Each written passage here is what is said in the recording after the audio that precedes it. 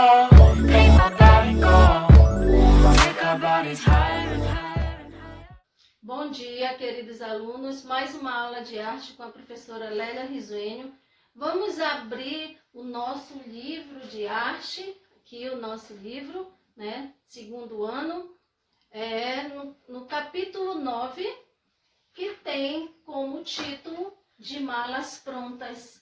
Então, daqui a pouco nós vamos entender por que esse capítulo tem como título de Malas Prontas. E como abertura desse capítulo, nós temos a obra de Matisse, né, do Henri Matisse, Blue Nude. Daqui a pouco nós vamos analisar, nós vamos interpretar, nós vamos entender essa obra de arte, né? E aí nós vamos conversar um pouco sobre a Semana de Arte Moderna, né, internacional.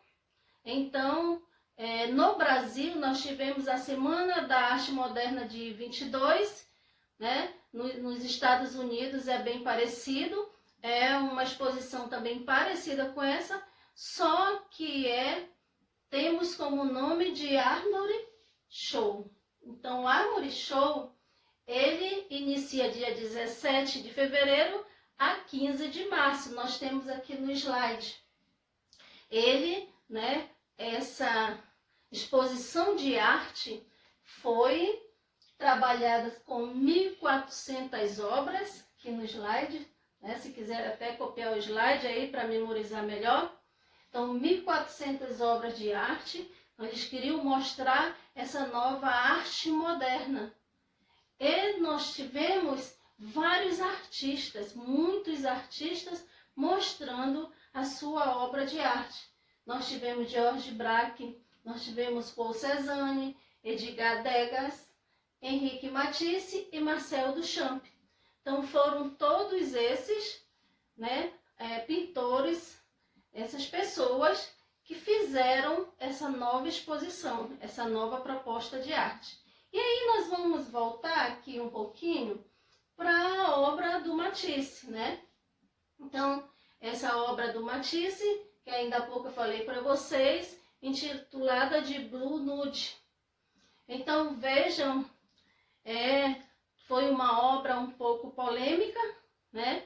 Essa obra tem, é uma obra, como nós entendemos, algo retorcido, né? Um corpo retorcido, e as cores bastante vibrantes, chama bastante atenção essas cores, né? São cores fortes aos nossos olhos, e também com uma característica de um rosto infantil, né? Veja os braços longos, né? Uma obra diferente. Inclusive, em uma das exposições do Matisse, uma senhorita chega próximo dele e diz, começa a observar a obra de arte dele, ele está ao lado da obra, né? Começa a observar e diz, mas essa mulher tem os braços muito longos. Ele educadamente olha a senhorita e diz,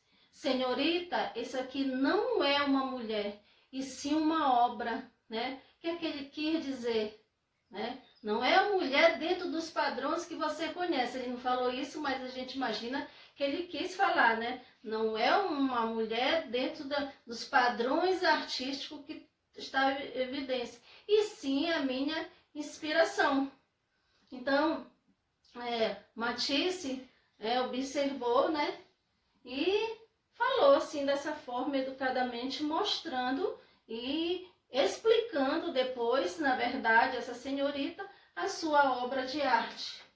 Pessoal, vamos ver o próximo tópico aqui, né? Que faz parte do nosso livro. Mudança do eixo cultural para Nova York, a presença de Jackson Pollock.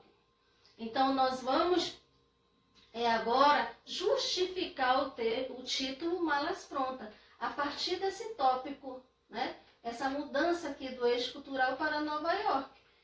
Então, na Segunda Guerra Mundial, Paris, ele ficou com suas estruturas abaladas, né? Ficou abalada economicamente, artisticamente, culturalmente, né? Mas os Estados Unidos, eles não foram afetados. Então, por eles não terem sido afetados, o que é que acontece? Eles continuam com a sua economia, com as suas obras artísticas, tudo em alta, né? Como não sofreram, né, de acordo com as guerras, então não houve esse sofrimento, então eles se tornaram uma grande potência. Na América Central, né, mais precisamente nos Estados Unidos, foram eixos, foram potências da arte. Então, dessa forma, eles têm um poderio muito grande, tanto que os artistas, eles se mudam, né, para Nova York, porque lá tinha mais apoio, porque lá a arte tinha mais apoio, porque a situação econômica do país era bem melhor. Então, eles começam a migrarem, né, para a cidade de Nova York. E aí nós vamos conhecer, nesse momento, um artista importantíssimo da época, chamado de Jacques Pollock. Está aqui a imagem dele, daqui a pouco nós vamos conversar sobre ele. Então, Jacques Pollock, ele surgiu com o Action Painting.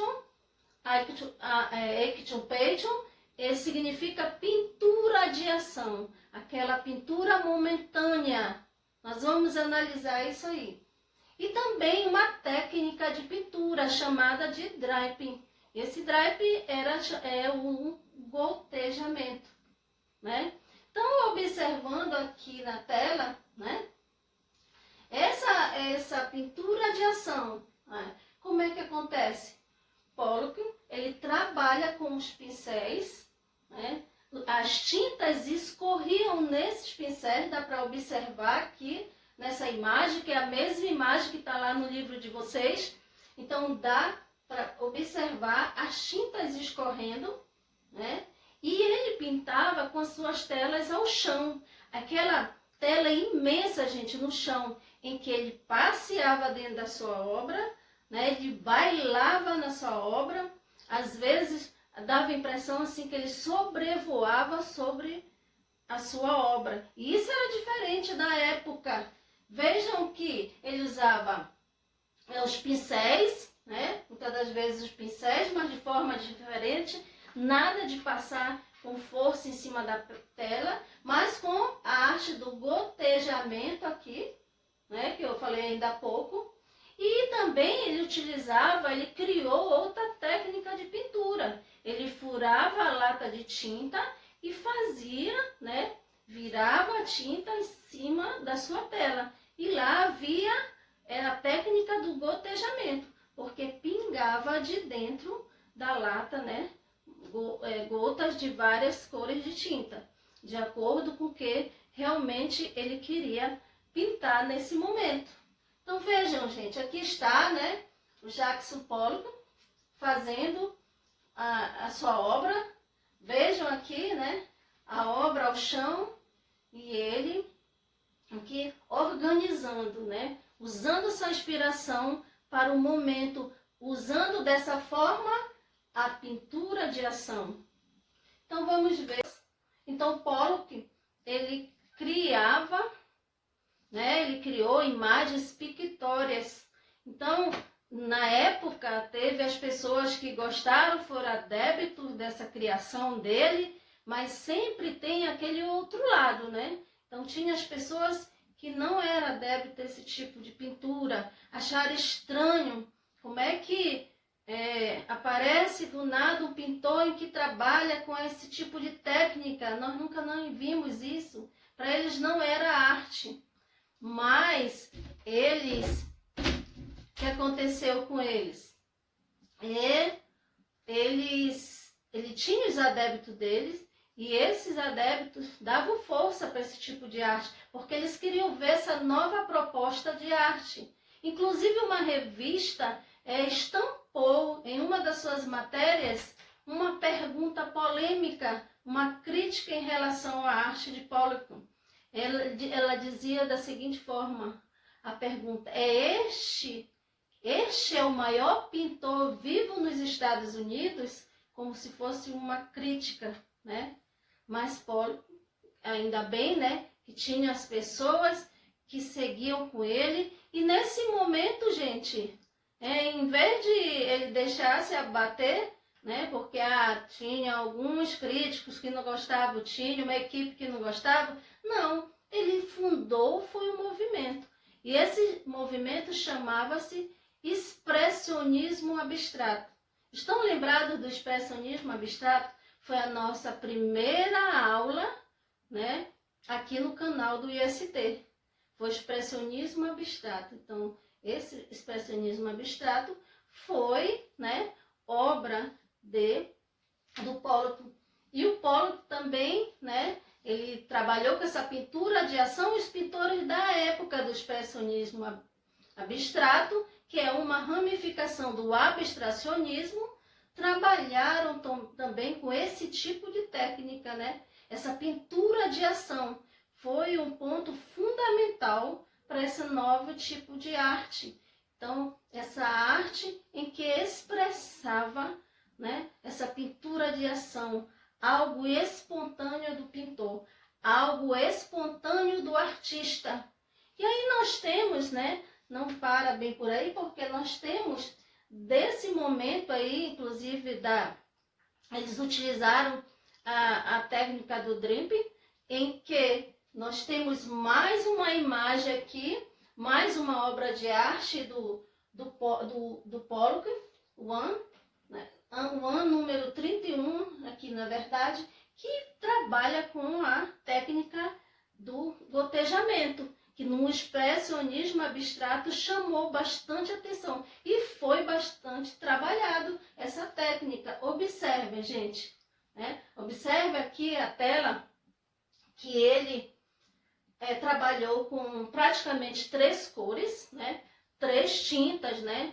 Com pincel, com furo na lata, com a arte do gotejamento.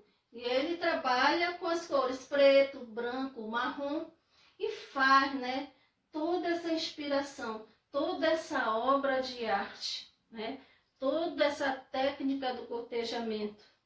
Então foi uma obra valiosa, uma obra que chamou muita atenção do mundo, foi o ápice de sua carreira, né? Aqui está no slide a tela para vocês conhecerem melhor, né? Para vocês observarem, e também eu tenho essa tela lá no livro de vocês, se quando quiserem estudar, né? Quiserem aprender mais sobre o capítulo 9, então é só abrir que essas imagens estão lá no livro de vocês. E aí, gente, nós eu encerro, praticamente já estamos encerrando a aula de hoje, com uma citação do próprio Pollock. Então, qual a citação? Ele diz: quero expressar meus sentimentos mais do que ilustrá-los. Eu posso controlar o fluir da tinta. Não há acaso.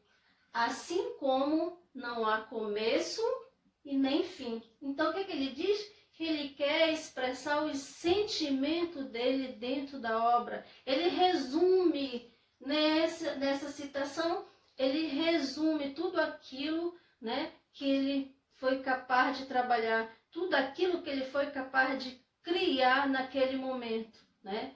E tornou-se aí um grande artista, conhecidíssimo, né? Um artista norte-americano, e que fundou aí um movimento chamado expressionismo abstrato. Então, gente, bom dia, né? Um abraço a todos.